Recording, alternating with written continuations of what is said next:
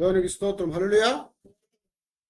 వదినాన దేవుని యొక్క సన్నిధిలో దేవుడు మన కొరకు జయాన్ని ఇవ్వటానికి, విజయాన్ని కలుగు చేయటానికి, ఆయనతో పాటు జయోత్సాహంతో మనల్ని ఊరేగించటానికి దేవుని యొక్క సన్నిధిలో ఆయన సిలువలో మరణించారని మనం జ్ఞాపకం చేసుకున్నాం.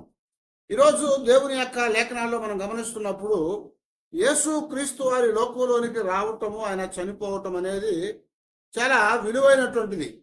ప్రభువారి లోకంలోకి రావటం, ఆయన చనిపోవటం అనేది ఒక ప్రత్యేకమైనదిగా మనకి దేవుని వాక్యం జ్ఞాపకం చేస్తూ ఉంది. ఎందుకంటే యేసు క్రీస్తు వారి లోకంలోనికి రావటం ద్వారా, ఆయన చనిపోవటం ద్వారా దేవుని యొక్క చిత్తాన్ని జరిగించాడు అని మనకి దేవుని వాక్యాలు జ్ఞాపకం చేస్తుంది అన్నమాట. ప్రభువు రాకపోతే దేవుని చిత్తాన్ని నెరవేర్చగలిగిన వారు లేరు. ప్రతి మానవుడు కూడా దేవుని యొక్క మాటను వినకుండా తప్పిపోయినట్లుగా, ఎవరికి వారు దారి తొలగిపోయి మరి గొర్రెల వలె అయ్యారని చెప్పి దేవుని వాక్యం సెలవిచ్చింది.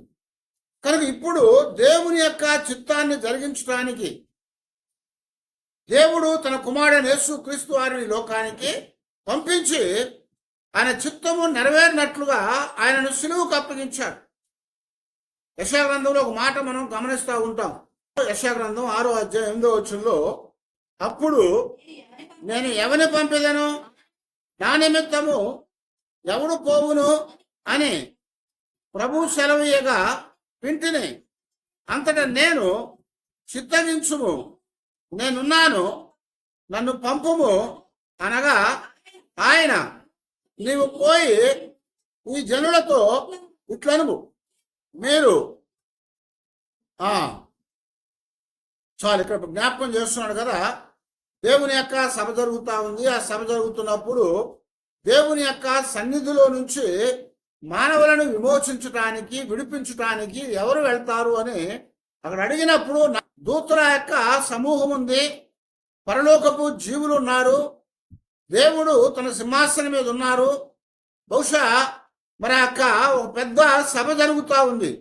ఆ సభలో ఎవరు వెళ్తారయ్యా, నా నిమిత్తం ఎవరు వెళ్తారు, ఎవరిని పంపాలి అని అడుగుతున్నప్పుడు, భూలోకంలోనికి ఎవరు వెళ్తారని అడుగుతున్నప్పుడు, దేవుని యొక్క రక్షణ ప్రణాళికను తీసుకుని వెళ్తానికి ఎవరున్నారని అడిగితే బహుశా ఎవరు కూడా నేను వెళ్తామని చెప్పలేదు.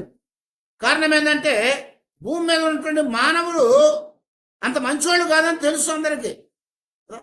దేవుని యొక్క దూతలు, పరలోకపు జీవులు, మరి 4 జీవులు ఉన్నాయని చెప్పాడు. అయితే ఇవన్నీ కూడా దేవుని సంబంధమైనటువంటి మాటను విని అవి దేవుని యొక్క చిత్తాన్ని నెరవేర్చాయి. అది ఇప్పుడు దేవుడు ఏమని అడుగుతున్నా అంటే, నా నిమిత్తము నేను ఎవరిని పంపుతాను, నా నిమిత్తం ఎవరు పోతారు అని అడిగినప్పుడు అక్కడ ఉన్న వాళ్ళు బహుశా ఎవరు కూడా మాట్లాడి ఉండరు. దేనికంటే రక్షణ ప్రణాళికను తీసుకొని వెళ్ళాలి. ఆ రక్షణ ప్రణాళికను తీసుకొని పోవడం అనేది ఒక గొప్ప బాధ్యత. దాన్ని చేయటానికి ఎంతో కష్టమైంది. ఎందుకంటే అవసరమైతే ప్రాణాన్ని కూడా పెట్టవలసి ఉంది. కాబట్టి దూతలను ఉంటారు. బహుశా గాబ్రియల్ అంటుంది, ప్రభా ఎవరికైనా వర్తమానం చెప్పమని వెళ్ళొస్తానయ్యా అని చెప్పింది. మిఖాయేల్ అంది, ఇదిగో ప్రభా ఎవరిదాన్ని యుద్ధం చేయమను, యుద్ధం చేసి వస్తాను నేను ఆ యొక్క సాతాను సమూహాలతో. ఇలాగా ఎవరిని అడుగుతున్నా ఎవరో ఒకరు ఏదో ఒక సాకు చెప్పుకుంటాడు. అందుకని ఇక్కడ అంటున్నాడు కదా, దేవుడు అడుగుతున్నాడు, ఎవరిని పంపుదును మా నిమిత్తము, ఎవడు పోవునని ప్రభువు సెలవీయగా వింటిని అని చెప్తా వచ్చాడు. ప్రభువు చెప్తున్నాడు ఎవరు వెళ్తారు అని. అక్కడ ఎవరు కూడా వెళ్ళటానికి లేరు. ఎందుకంటే మా భూమి మీద ఉన్న మానవులు భయంకరని దూతలకు తెలుసు. ఎందుకు? లోతు దినాల్లోనే వాళ్ళు చూశారు.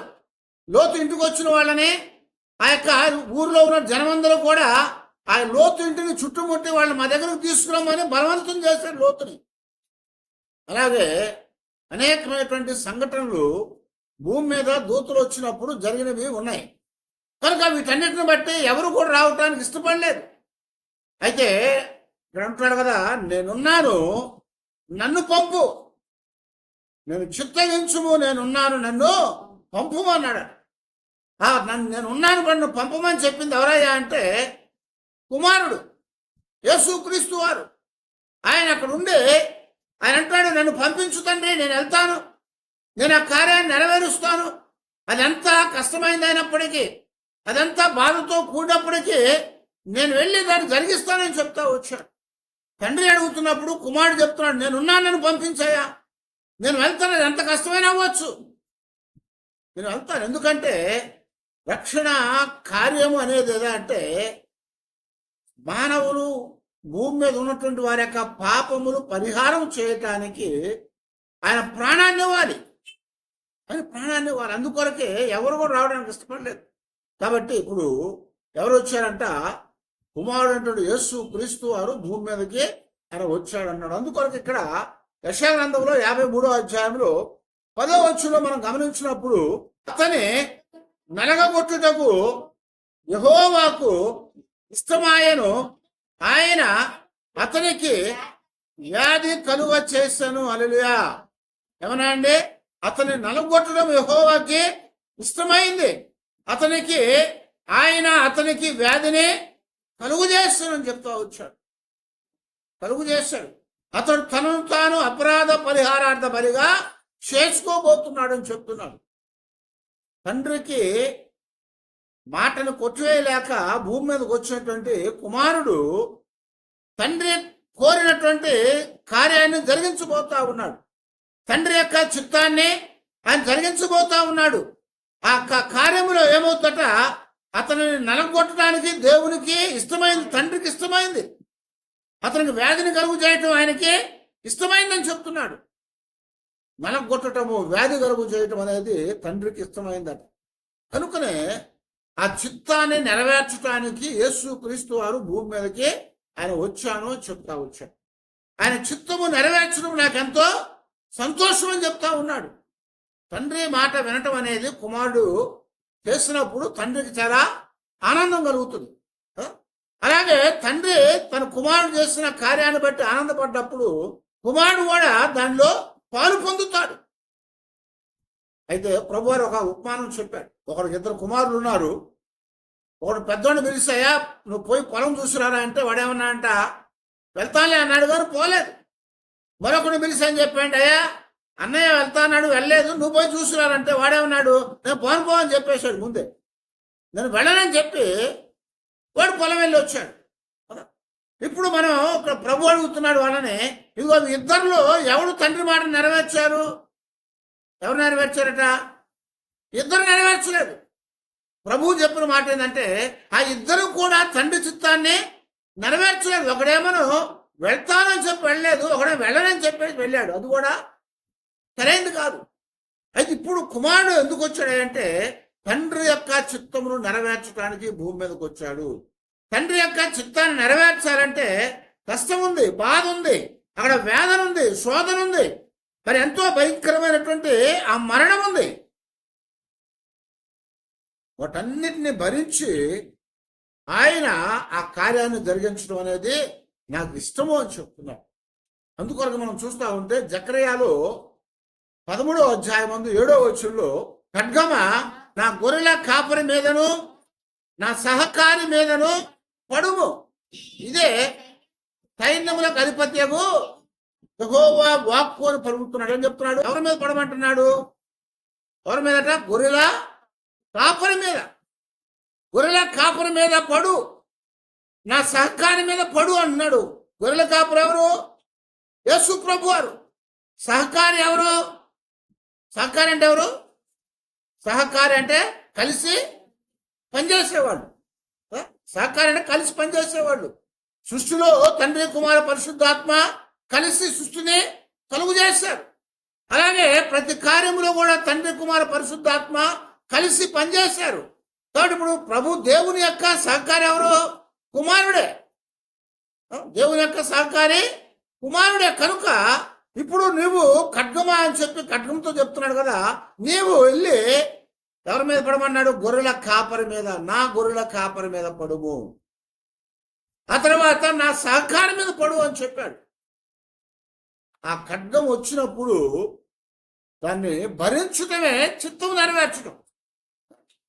ఆ ఖడ్గాన్ని భరించలేకుండా పారిపోతే చిత్తము నెరవేర్చడం కాదు. అందుకొరకే యోహాను సువార్తలో కూడా 1వ అధ్యాయం 29లో యోహాను గారు యేసు ప్రభువుని చూస్తూ చెప్పిన మాట ఏంటి? ఇదిగో లోక పాపమును మోసుకొని పోవు దేవుని గొర్రె పిల్ల, ఇది కాపరిగా వచ్చినవాడు, గొర్రెపిల్లగా అయినటువంటి వాడు, లోక పాపాన్ని మోసుకొని పోవటానికి వచ్చినటువంటి వాడు ఆయన అని చెప్పాడు. చూడంగా యోహాను గారు చెప్తా వచ్చాడు, లోక పాపాన్ని మోసుకొని పోయే దేవుని యొక్క గొర్రెపిల్ల. ఆ దేవుని యొక్క గొర్రెపిల్ల ఏం చేయబడుతుంది? దేవుని గొర్రెపిల్ల ఏం చేయబడాలి? వధించబడాలి. వధించబడాలని తెలిసి కూడా కుమారుడు యేసు క్రీస్తు వారు ఈ భూలోకానికి వచ్చాడు. ఆయన భూలోకానికి వచ్చి ఆయన లోక పాపాన్ని మోసుకొని పోవటానికి, వధింపబడటానికి కూడా సిద్ధపడ్డటువంటి వాడు అయ్యాడు. ఎందుకంటే తండ్రి చిత్తము నెరవేర్చటానికి అని జ్ఞాపకం చేస్తుంది. తండ్రి చిత్తాన్ని నెరవేర్చడానికి. అందుకనే యోహాను సువార్తలోనే 18వ అధ్యాయంలో 11వ వచనంలో కూడా దాసుని పేరు మల్కు. యేసు కత్తి నీ వరలో ఉంచుము, తండ్రి నాకు అనుగ్రహించిన గిన్నెలోనిది నేను త్రాగకుందునా అని పేతురుతో చెప్పాను.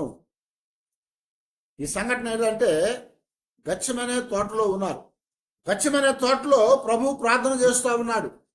శిష్యులు కూడా ప్రార్థన చేయమని చెప్పారు. ముమ్మారు ప్రార్థన చేయమని చెప్పినప్పుడు 3 సార్లు ప్రార్థన చేశారు వాళ్ళు. 2 సార్లు శిష్యుల దగ్గరకు వచ్చి చూసినప్పుడు వాళ్ళు ఏం చేస్తున్నారు? నిద్రపోతున్నారు. ప్రభు వాడిని చూసి అన్నారు కదా, ఒక గడియ నా కోసం మీరు ఉండలేరా అని అడిగాడు. అయితే ప్రభు ఆత్మసిద్ధంగా ఉంది కానీ శరీరం బలహీనం అయిపోయిందని సహకరించట్లేదని వాళ్ళు చెప్పారు. ఈ లోపల 3వసారి కూడా ప్రభు వెళ్ళి ప్రార్థన చేసి ఇక లెగవండి అని శిష్యులు లేపుతున్నాడు. ఇదిగో ఈ లోక అధికారి వచ్చేసాడు, జరగబోతా ఉంది, తండ్రి చిత్తాన్ని నెరవేర్చడానికి నేను సిద్ధమైపోయాను, లెగమని లేపారు వాళ్ళని. వాళ్ళు లేపంగానే లోపల ఏమైంది? వెంటనే ఇస్కరియోతు యూదా అనేవాడు జనసమూహాన్ని, పెద్దలను, మరి వారందరినీ కూడా కత్తులు గుదియలతో ఆ తోటలోనికి వచ్చేసాడు. వాడు వచ్చి ప్రభు దగ్గరకు వచ్చి బోధకుడానికి శుభమని ముద్దు పెట్టేశాడు. ఆ ముద్దు పెట్టంగానే ఏమైంది? వెంటనే వాళ్ళు పట్టుకోవడానికి వచ్చారు.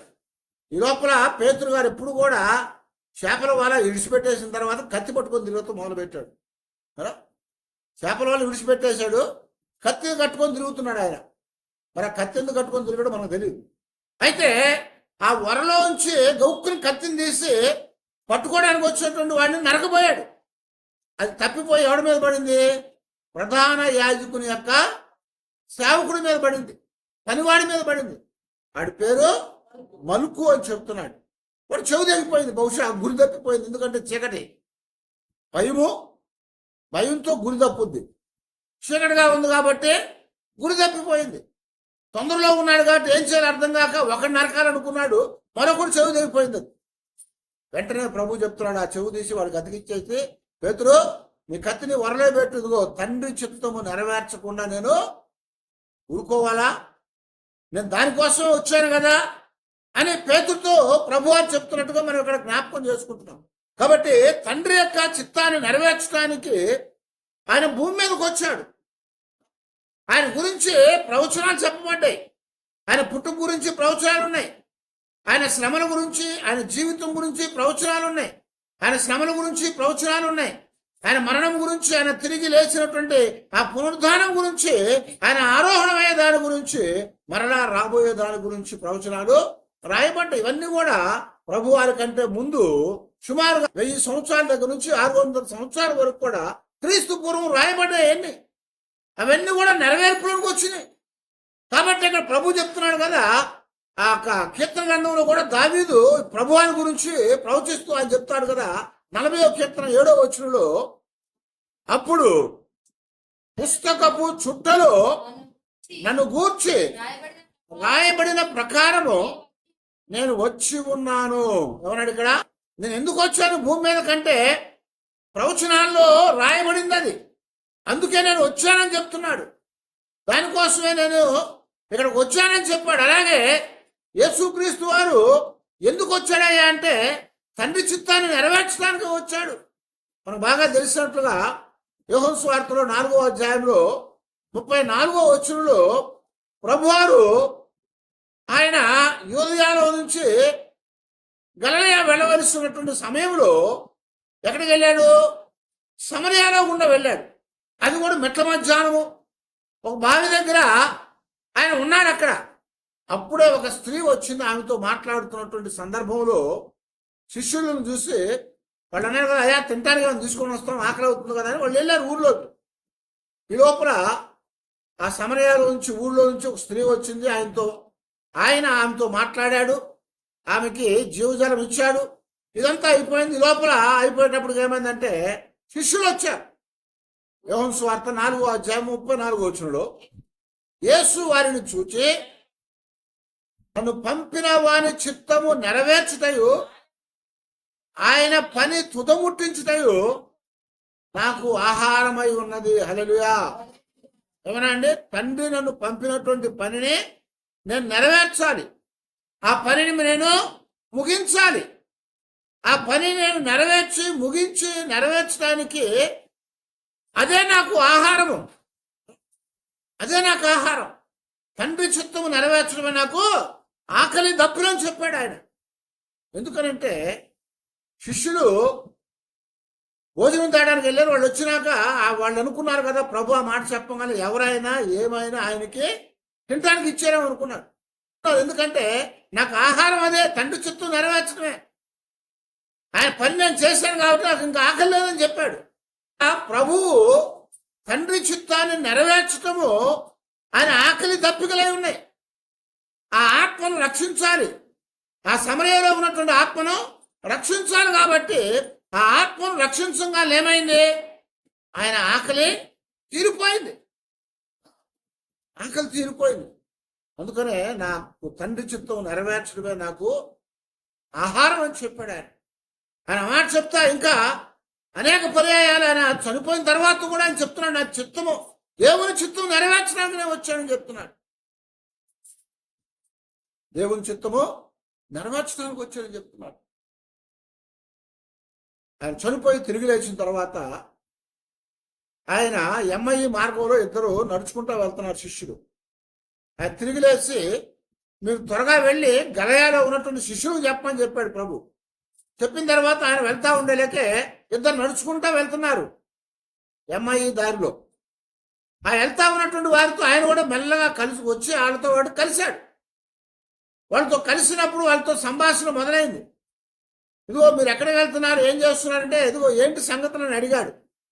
వారంటే, ఇదిగో నీకు తెలియదా ఊళ్ళో సంగతులు అని చెప్పి వాళ్ళు ఏదో చెప్తా ఉన్నారు. అప్పుడు లూకాసు వార్తలో 24వ అధ్యాయము 27వ వచనంలో మోషేయు సమస్త ప్రవక్తలను మొదలుకొని లేఖనములన్నిటిలో తనను గూర్చి వచనముల భావము వారికి తెలిపెను. ఇంతలో తాము వెళ్ళుచున్న గ్రామము దగ్గరకు వచ్చినప్పుడు ఆయన ఇంకా కొంత దూరం వెళ్ళినట్లు అగపడగా వారు సాయంకాలం కావచ్చినది, పొద్దుగుంకినది, మాతో కూడా ఉండమని ఆయనను చెప్పి ఆయనను బలవంతం చేశారట. ఎంఐ మార్గంలో శిష్యులు ఇద్దరు వెళ్తున్నారు. ఇద్దరు వెళ్తా ఉంటే వాళ్ళని అడిగాడు, ఏంటి సంగతులు అంటే, నీకు తెలియదా, నువ్వు యెరూషలేము కాపురస్తుడు కాదా? ఇదిగో యేసుని ఆయన్ని పట్టుకున్నారు, ఆయన సిలువేశారు, ఆయన చంపేశారు, ఆయన్ని సమాధిలో ఉంచారు, ఆయన తిరిగి 3వ రోజున లేచాడట అనుకుంటున్నారు అని చెప్తున్నారు వాళ్ళు.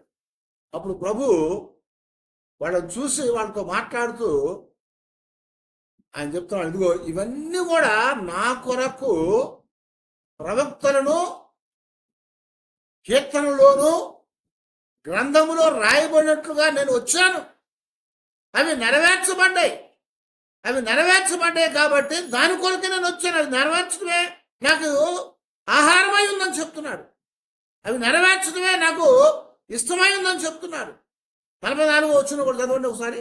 అంతటా ఆయన మోషే ధర్మశాస్త్రములో నుండి ప్రవక్తల గ్రంథముల్లోనూ కీర్తనలోనూ నన్ను గూర్చి రాయబడినవన్నీ నెరవేరవల్లని నేను నీ యొద్ద ఉండినప్పుడు నీతో చెప్పిన మాటలు నెరవేరినవని వారితో చెప్పాడు. ఏమనంట, ఇదిగో నేను ముందు మేము బ్రతికుండగా నేను చెప్పాను కదా మీతో ఉన్నప్పుడు, ఏమని మోషే రాసినవి, కీర్తనలు రాసినవి, ప్రవక్తలు రాసినవి అవన్నీ కూడా నెరవేర్చబడాలి.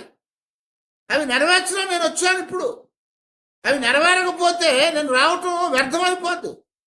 అవి నెరవేర్చడం అనేది, తండ్రి చిత్తం నెరవేర్చడం అనేది నాకు ఇష్టమైంది. ఆ తండ్రి చిత్తాన్ని నెరవేర్చడానికి నేను భూమి మీదకి వచ్చాను అని చెప్పి ఆయన చెప్తున్నాడు కదా, ఇవన్నీ కూడా రాయబడ్డట్లుగా అవి నెరవేర్చడం కొరకే నేను వచ్చాను అని చెప్తా ఉన్నాను. అవి నెరవేర్చడానికి నేను వచ్చాను అని చెప్పాడు. కనుక ఇప్పుడు యేసు ప్రభువు లోకంలోనికి ఎందుకు వచ్చారు, ఎందుకు ఆయన చనిపోయారంటే తండ్రి యొక్క చిత్తమును నెరవేర్చడానికి భూమి మీదకి ఆయన వచ్చాడు. తండ్రి చిత్తాన్ని నెరవేర్చడానికి ఆయన మరణము పొందాడు. మరణం పొందాడు. తండ్రి చిత్తం ఏంటి? తప్పిపోయినటువంటి మానవాళిని తిరిగి ఆయన సన్నిధిలోనికి తీసుకురావాలి. తప్పిపోయిన మానవాళిని తిరిగి ఆయన సన్నిధిలోకి తీసుకురావాలి. ఆయన సన్నిధిలోకి తీసుకురావాలంటే అది ఒక యజ్ఞం చేయబడాలి, ఒక బలియాగం చేయబడాలి. ఆ యజ్ఞాన్ని బలియాగాన్ని చేయటానికి ఎవరు కూడా ఇష్టపడలేదు. ఎవరు పోతారు నా కోసం, నేను ఎవరు పంపాలంటే ఎవడు మాట్లాడతలేదు. కాబట్టి కుమారుడు చెప్తున్నాడు, నేనున్నాను, నన్ను పంపు అని చెప్పాడు. నేనున్నాను తండ్రి, నన్ను పంపమని చెప్పాడు. కాబట్టి సరే వెళ్ళు నాయన, నువ్వు వెళ్ళి ఆ కార్యాన్ని నెరవేర్చమని చెప్పాడు. ఆ బలియాగాన్ని జరిగించమన్నాడు. కనుక ఇప్పుడు ప్రభువు తన గురించి ముందుగానే ప్రవచించబడినట్లుగా, తన గురించి ముందుగానే మోషే చెప్పినట్లుగా, మోషే ఏం చెప్పాడు? ఇదిగో నా వంటి మరొక సహోదరుడు ప్రవక్తగా మీ మధ్యలో వస్తాడని చెప్పాడు. నా వంటి ప్రవక్త మరొకడు మీ జనాంగంలో వస్తాడని చెప్పాడు. ఆయన ఎవరట? యేసు ప్రభువు. వాళ్ళు గ్రహించలేకపోయారు. మోషే చెప్పినట్లుగా వచ్చారు. ప్రవక్తలు చెప్పారు, ఆయన పుడతాడని చెప్పారు. ఎక్కడ పుడతారో చెప్పాడు, ఎలా పుడతారో చెప్పాడు, ఎందుకు పుడతాడో చెప్పాడు, ఆయన పుట్టక అనేది దేని కొరకు చెప్పాడు, ఆయన జీవితం అనేది ఎలా ఉంటుందో చెప్పారు, ఆయన జీవితంలో ఆయన చేయబోయే కార్యం గురించి చెప్పాడు, ఆయన పొందబోయే శ్రమల గురించి చెప్పాడు, ఆయన మరణం అనేది ఆ బాధాకరమైనటువంటి ఆ శిక్ష అనేది జరుగుతుందని చెప్పారు. ఆయన చనిపోతాడు, పాతి పెట్టబడతాడు, తిరిగి 3వ రోజున కుళ్ళు పట్టకుండా లెగుస్తాడని చెప్పారు.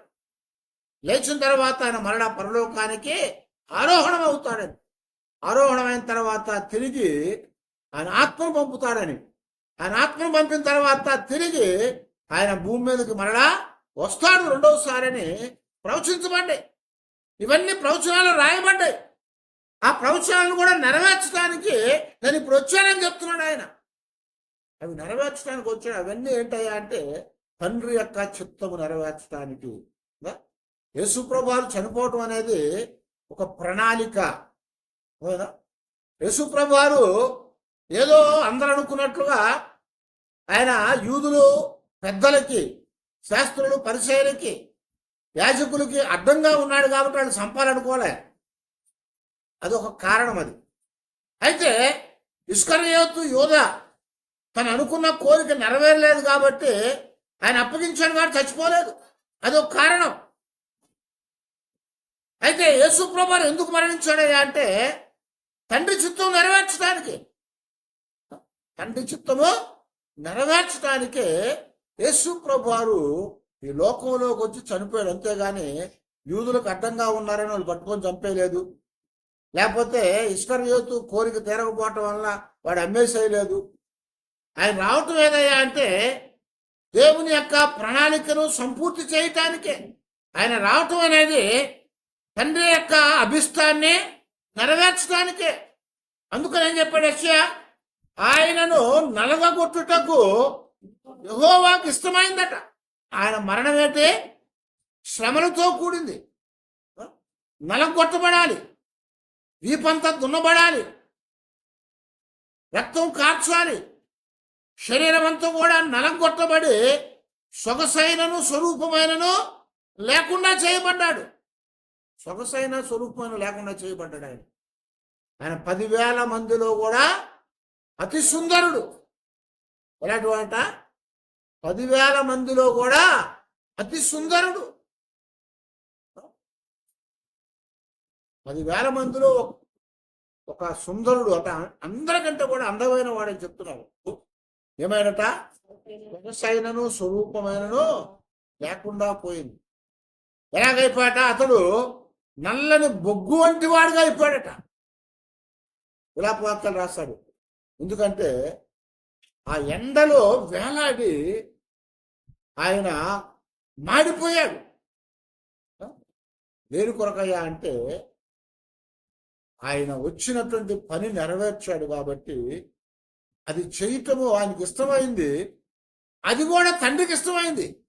కానీ ఇక్కడ తండ్రి అయిన దేవుడే ఏం చేశాడంట? ఆయన సొంత కుమారుని భూమి మీదకి పంపించాడు.